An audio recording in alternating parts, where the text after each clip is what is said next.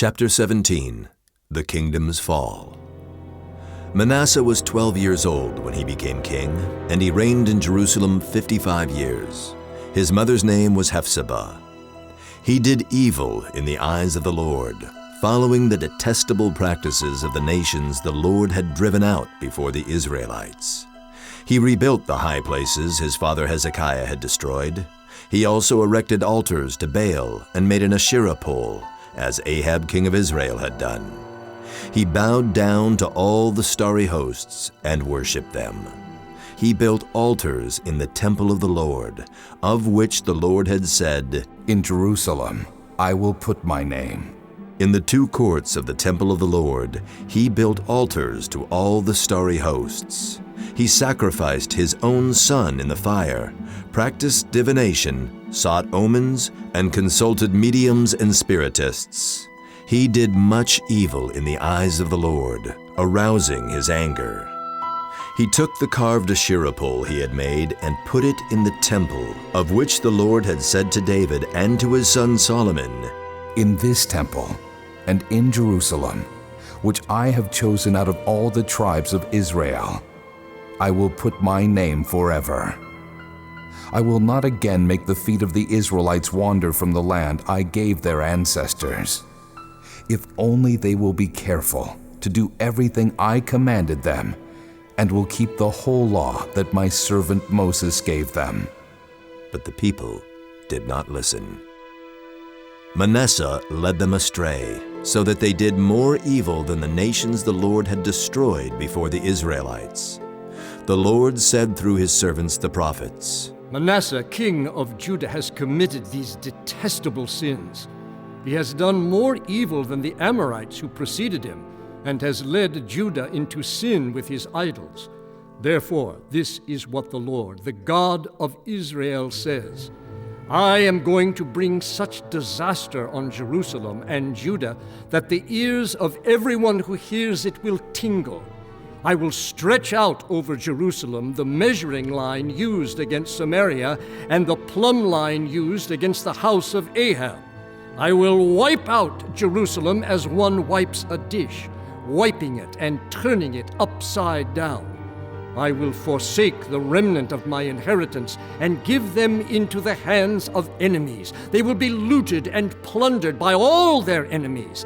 They have done evil in my eyes and have aroused my anger from the day their ancestors came out of Egypt until this day." Moreover, Manasseh also shed so much innocent blood that he filled Jerusalem from end to end, besides the sin that he had caused Judah to commit, so that they did evil in the eyes of the Lord. The Lord spoke to Manasseh and his people, but they paid no attention. So the Lord brought against them the army commanders of the king of Assyria, who took Manasseh prisoner, put a hook in his nose, bound him with bronze shackles, and took him to Babylon. In his distress, he sought the favor of the Lord his God, and humbled himself greatly before the God of his ancestors. And when he prayed to him, the Lord was moved by his entreaty and listened to his plea. So he brought him back to Jerusalem and to his kingdom. Then Manasseh knew that the Lord is God. Any feelings of new hope and promise aroused by Manasseh's repentance were suppressed when his son Amon became king following Manasseh's death. Amon was 22 years old when he became king, and he reigned in Jerusalem 2 years. He did evil in the eyes of the Lord, as his father Manasseh had done. Amon worshipped and offered sacrifices to all the idols Manasseh had made. But unlike his father Manasseh, he did not humble himself before the Lord. Amon increased his guilt. Amon's officials conspired against him and assassinated him in his palace. Then the people of the land killed all who had plotted against King Amon, and they made Josiah his son king in his place. Amon's son Josiah was only 8 years old when he began to reign. Josiah reigned with success, even distinction, for 31 years of spiritual renewal and reform. During his reign, The ancient book of the Law of Moses was discovered after Josiah had ordered the rundown temple to be repaired, and Josiah followed its prescriptions zealously. He put his heart and soul into rediscovering for all the people God's way of living. But as a result of a fateful political decision, he died in battle against Pharaoh Necho in Egypt in 609 BC. The old pattern of father not like son continued, and Josiah's son Jehoahaz was pathetic as king, lasting only 3 months. Next came Jehoiakim, who was no better. Jehoiakim was 25 years old when he became king, and he reigned in Jerusalem 11 years. And he did evil in the eyes of the Lord, just as his predecessors had done. During Jehoiakim's reign, Nebuchadnezzar, king of Babylon, invaded the land, and Jehoiakim became his vassal for 3 years. But then he turned against Nebuchadnezzar and rebelled. The Lord sent Babylonian, Aramean, Moabite, and Ammonite raiders against him to destroy Judah, in accordance with the word of the Lord proclaimed by his servants the prophets. Jehoiakim rested with his ancestors, and Jehoiakim his son succeeded him as king. Jehoiakim was 18 years old when he became king, and he reigned in Jerusalem 3 months. His mother's name was Nehushta, daughter of Elnathan. She was from Jerusalem. He did evil in the eyes of the Lord, just as his father had done. At that time, the officers of Nebuchadnezzar, king of Babylon, advanced on Jerusalem and laid siege to it. And Nebuchadnezzar himself came up to the city while his officers were besieging it. Jehoiakim, king of Judah, his mother, his attendants, his nobles, and his officials all surrendered to him. In the 8th year of the reign of the king of Babylon, he took Jehoiakim prisoner. As the Lord had declared, Nebuchadnezzar removed the treasures from the temple of the Lord and from the royal palace, and cut up the gold articles that Solomon, king of Israel, had made for the temple of the Lord. He carried all Jerusalem into exile, all the officers and fighting men, and all the skilled workers and artisans, a total of 10,000. Only the poorest people of the land were left. Nebuchadnezzar took Jehoiakim captive to Babylon. He also took from Jerusalem to Babylon the king's mother, his wives, his officials, and the prominent people of the land. The king of Babylon also deported to Babylon the entire force of 7,000 fighting men, strong and fit for war, and 1,000 skilled workers and artisans. He made Mattaniah, Jehoiakim's uncle, king in his place, and changed his name to Zedekiah. God allowed the powerful king Nebuchadnezzar to begin crushing Jerusalem, Judah's last stronghold of promise and hope.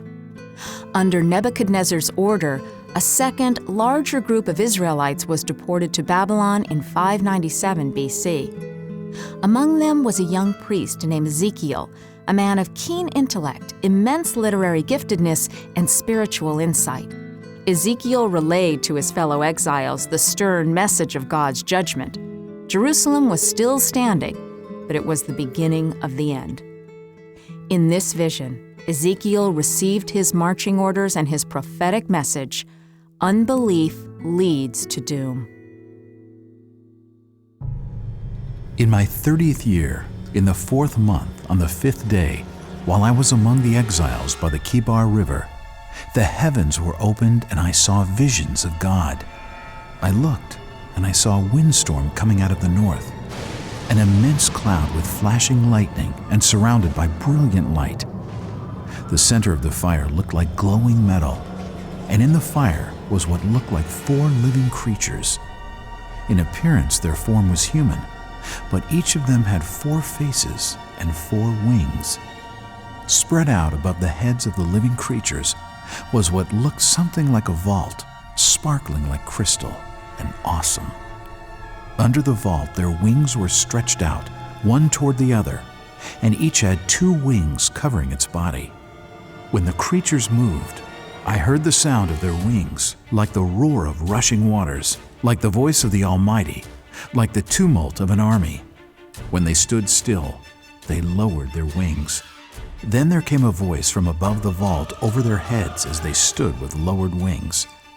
Above the vault over their heads was what looked like a throne of lapis lazuli, and high above on the throne was a figure like that of a man. I saw that from what appeared to be his waist up, he looked like glowing metal, as if full of fire, and that from there down he looked like fire, and brilliant light surrounded him. Like the appearance of a rainbow in the clouds on a rainy day, so was the radiance around him. This was the appearance of the likeness of the glory of the Lord. When I saw it, I fell face down, and I heard the voice of one speaking. He said to me, "Son of man, stand up on your feet, and I will speak to you." As he spoke, the Spirit came into me and raised me to my feet, and I heard him speaking to me. He said, "Son of man, I am sending you to the Israelites, to a rebellious nation that has rebelled against me. They and their ancestors have been in revolt against me to this very day. The people to whom I am sending you are obstinate and stubborn. Say to them, 'This is what the sovereign Lord says.' And you, son of man, do not be afraid of them or their words. Do not be afraid. Though briars and thorns are all around you, and you live among scorpions, do not be afraid of what they say or be terrified by them. Though they are a rebellious people, you must speak my words to them, whether they listen or fail to listen, for they are rebellious." The word of the Lord came to me. "Son of man, set your face against the mountains of Israel. Prophesy against them and say, 'You mountains of Israel, hear the word of the sovereign Lord. This is what the sovereign Lord says to the mountains and hills, to the ravines and valleys. I am about to bring a sword against you, and I will destroy your high places. Your altars will be demolished, and your incense altars will be smashed, and I will slay your people in front of your idols. I will lay the dead bodies of the Israelites in front of their idols, and I will scatter your bones around your altars. Wherever you live, the towns will be laid waste, and the high places demolished, so that your altars will be laid waste and devastated, your idols smashed and ruined, your incense altars broken down, and what you have made wiped out. Your people will fall slain among you, and you will know that I am the Lord. But I will spare some, for some of you will escape the sword when you are scattered among the lands and nations. Then in the nations where they have been carried captive, those who escape will remember me, how I have been grieved by their adulterous hearts, which have turned away from me, and by their eyes, which have lusted after their idols. They will loathe themselves for the evil they have done, and for all their detestable practices. And they will know that I am the Lord. I did not threaten in vain to bring this calamity on them. This is what the sovereign Lord says. Disaster, unheard of disaster. See, it comes. Doom has come upon you who dwell in the land. The time has come. The day is near. There is panic, not joy, on the mountains. I am about to pour out my wrath on you and spend my anger against you. I will judge you according to your conduct and repay you for all your detestable practices. Back on the home front, things were going from bad to worse in Jerusalem. But God continued to pursue and warn his people. Another prophet named Jeremiah was called into service in a very interesting conversation with God. The word of the Lord came to me saying, "Before I formed you in the womb, I knew you. Before you were born, I set you apart. I appointed you as a prophet to the nations." "Alas, sovereign Lord," I said, "I do not know how to speak. I am too young." But the Lord said to me, "Do not say I am too young. You must go to everyone I send you to and say whatever I command you. Do not be afraid of them, for I am with you and will rescue you, declares the Lord." Then the Lord reached out his hand and touched my mouth and said to me, I have put my words in your mouth. See, today I appoint you over nations and kingdoms to uproot and tear down, to destroy and overthrow, to build and to plant. Today I have made you a fortified city, an iron pillar and a bronze wall to stand against the whole land, against the kings of Judah, its officials, its priests, and the people of the land. They will fight against you, but will not overcome you, for I am with you and will rescue you, declares the Lord. Knowing God was with him, Jeremiah shed his fears. Known as the weeping prophet, Jeremiah felt deeply the burden of the people's sin and the coming judgment. It didn't help that his message was unwelcome and unwanted. He told of the coming destruction of Jerusalem, God's judgment for the people's sins of idolatry and pride. But another truth Jeremiah also knew and told: God's mercy will never fail, though reprieve from punishment may seem distant. For all the crumbled buildings, lives lost in hapless battles, and lives squandered pursuing pagan pleasure, still God's mercies endure. Tender mercies that will be lavished on a nation that had forsaken him. With the God of majestic love, nothing is impossible.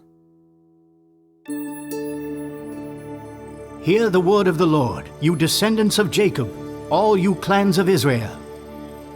Has a nation ever changed its gods? Yet they are not gods at all. But my people have exchanged their glorious God for worthless idols. Be appalled at this, you heavens, and shudder with great horror, declares the Lord. My people have committed two sins. They have forsaken me, the spring of living water, and have dug their own cisterns, broken cisterns that cannot hold water.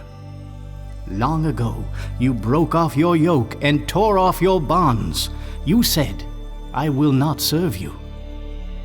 I had planted you like a choice vine of sound and reliable stock. How then did you turn against me into a corrupt wild vine? Although you wash yourself with soap and use an abundance of cleansing powder, the stain of your guilt is still before me, declares the sovereign Lord. As a thief is disgraced when he is caught, so the people of Israel are disgraced. They, their kings and their officials, their priests and their prophets. They say to wood, you are my father, and to stone, you gave me birth. They have turned their backs to me and not their faces. Yet when they are in trouble, they say, come and save us. Where then are the gods you made for yourselves? Let them come if they can save you when you are in trouble. For you, Judah, have as many gods as you have towns. Announce in Judah and proclaim in Jerusalem, and say, sound the trumpet throughout the land. Cry aloud and say, gather together. Let us flee to the fortified cities. Raise the signal to go to Zion.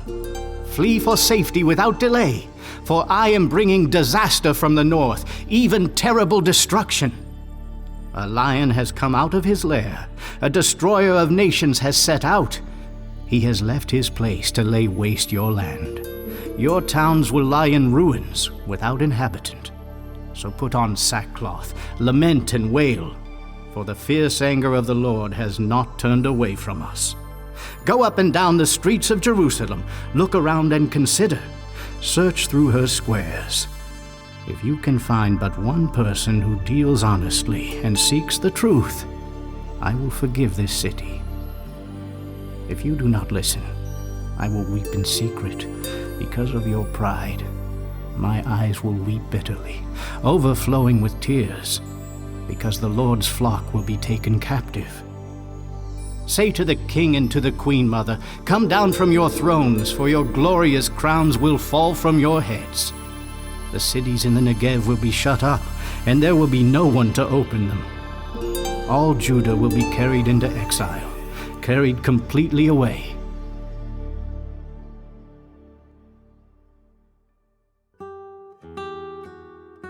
The words of Jeremiah were clear, but the kings who followed Josiah refused to listen. They grew increasingly brash, ignoring the prophet's warnings and wisdom. Their tactics of duplicity and greed were destined to fail. Finally, Judah's kings had to face Babylon's full military muscle, rock hard and set to kill.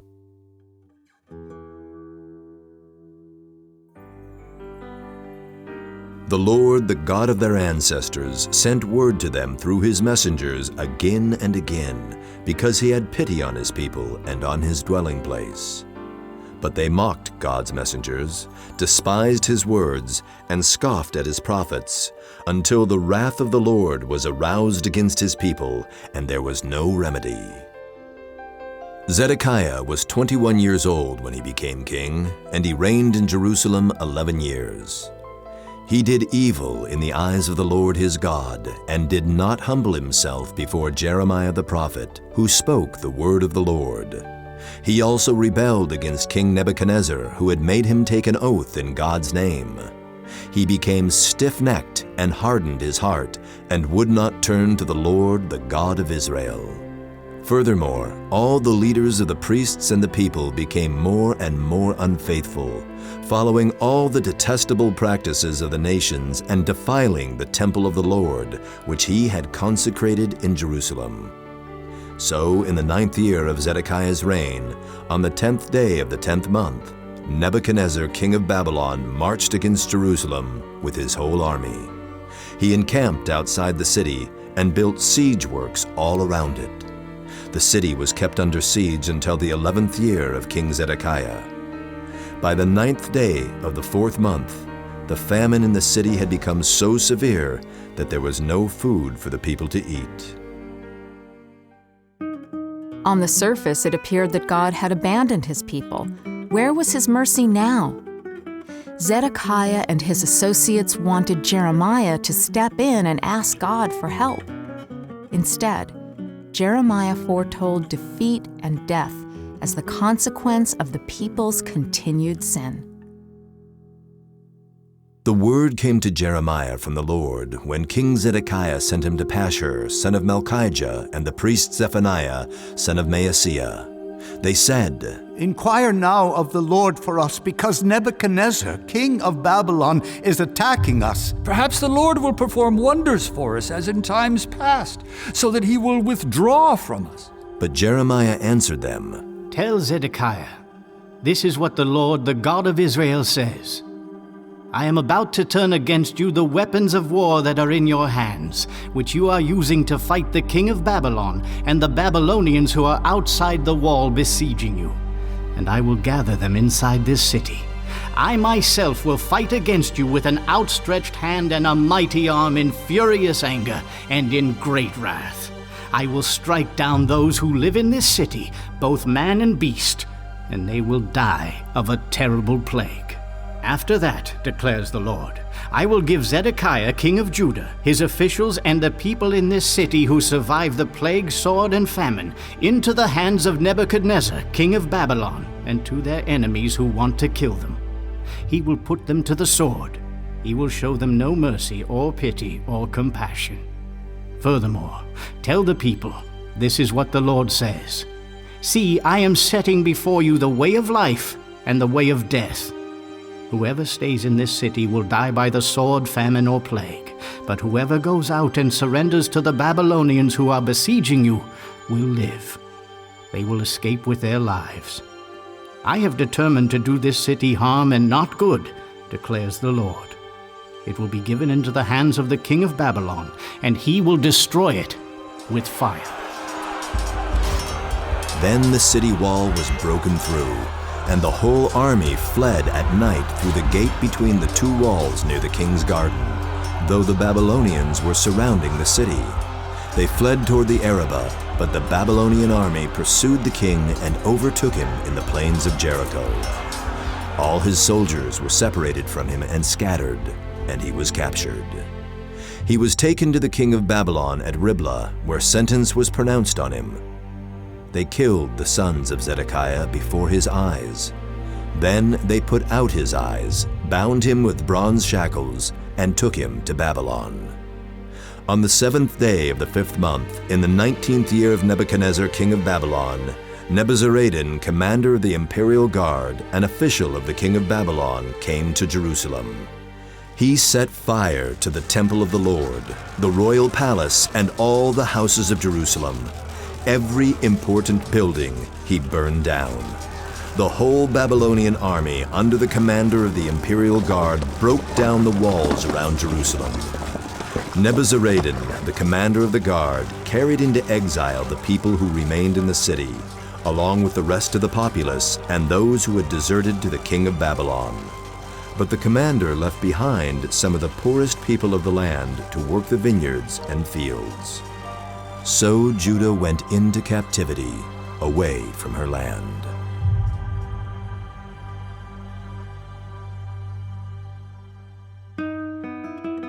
Jerusalem had fallen, but the prophet Jeremiah was not deported. Rather, Nebuchadnezzar advised him to reside with the region's new governor, Gedaliah. Shortly thereafter, Gedaliah was assassinated. Many of the Jews still in Judah, afraid of Babylon's reprisal, fled to Egypt and forced Jeremiah to go with them. Jewish tradition says Jeremiah was stoned to death while living in Egypt. But Jeremiah's heart was always in the holy city of his homeland, once busy with trade and prayer, now empty and still.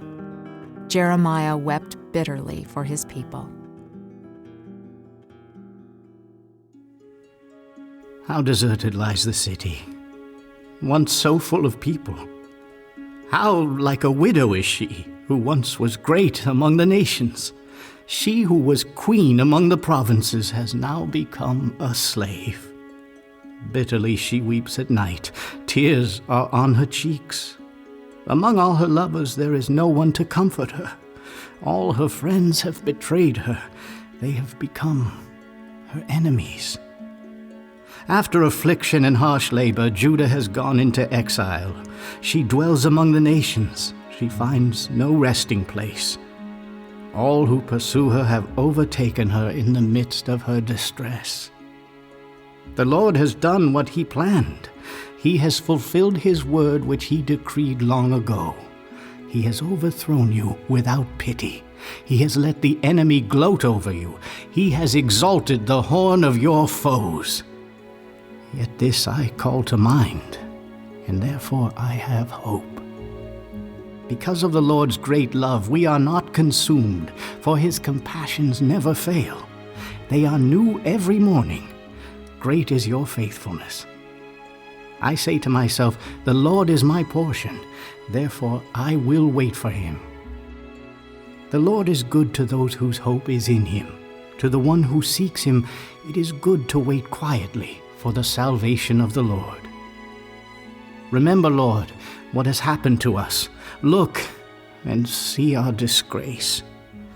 Joy is gone from our hearts. Our dancing has turned to mourning. The crown has fallen from our head. Woe to us, for we have sinned. You, Lord, reign forever. Your throne endures from generation to generation. Why do you always forget us? Why do you forsake us so long? Restore us to yourself, Lord, that we may return. Renew our days as of old. Though Jeremiah was faced with sorrow and tragedy, he trusted in God's mercies, as did Ezekiel. Before Jerusalem fell to the Babylonians, the prophet Ezekiel warned the people of the destruction that was to come. And yet, once Ezekiel and his fellow exiles in Babylon received the news that Jerusalem had fallen, his message turned to hope. Although the people had turned their backs on God, they would again receive an abundance of undeserved grace and mercy.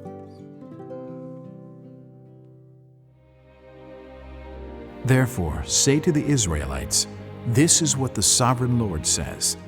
It is not for your sake, people of Israel, that I am going to do these things, but for the sake of my holy name, which you have profaned among the nations where you have gone. I will show the holiness of my great name, which has been profaned among the nations, the name you have profaned among them. Then the nations will know that I am the Lord, declares the sovereign Lord, when I am proved holy through you before their eyes. For I will take you out of the nations. I will gather you from all the countries and bring you back into your own land. I will sprinkle clean water on you, and you will be clean. I will cleanse you from all your impurities and from all your idols. I will give you a new heart and put a new spirit in you. I will remove from you your heart of stone and give you a heart of flesh. And I will put my spirit in you and move you to follow my decrees and be careful to keep my laws.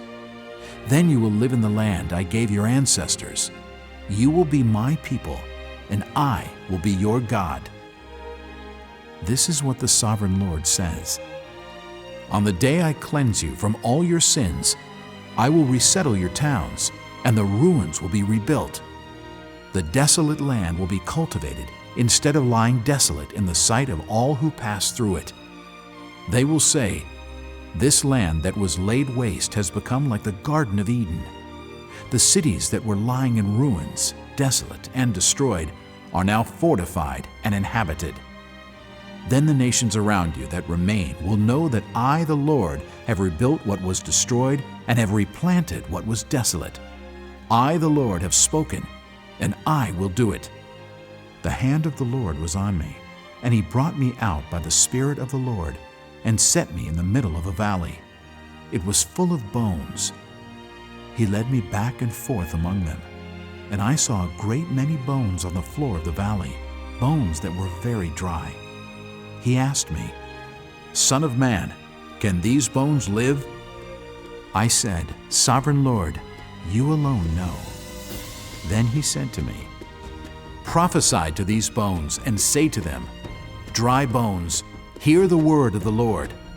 This is what the Sovereign Lord says to these bones. I will make breath enter you, and you will come to life. I will attach tendons to you and make flesh come upon you and cover you with skin. I will put breath in you, and you will come to life. Then you will know that I am the Lord." So I prophesied as I was commanded. And as I was prophesying, there was a noise, a rattling sound, and the bones came together, bone to bone. I looked, and tendons and flesh appeared on them, and skin covered them, but there was no breath in them. Then he said to me, "Prophesy to the breath. Prophesy, Son of man, and say to it, 'This is what the Sovereign Lord says. Come, breath, from the four winds, and breathe into these slain, that they may live.' So I prophesied as he commanded me, and breath entered them. They came to life and stood up on their feet, a vast army. Then he said to me, 'Son of man, these bones are the people of Israel. They say, "Our bones are dried up, and our hope is gone. We are cut off." Therefore prophesy and say to them, "This is what the Sovereign Lord says. My people, I am going to open your graves and bring you up from them. I will bring you back to the land of Israel. Then you, my people, will know that I am the Lord when I open your graves and bring you up from them. I will put my spirit in you, and you will live, and I will settle you in your own land. Then you will know that I, the Lord, have spoken, and I have done it, declares the Lord."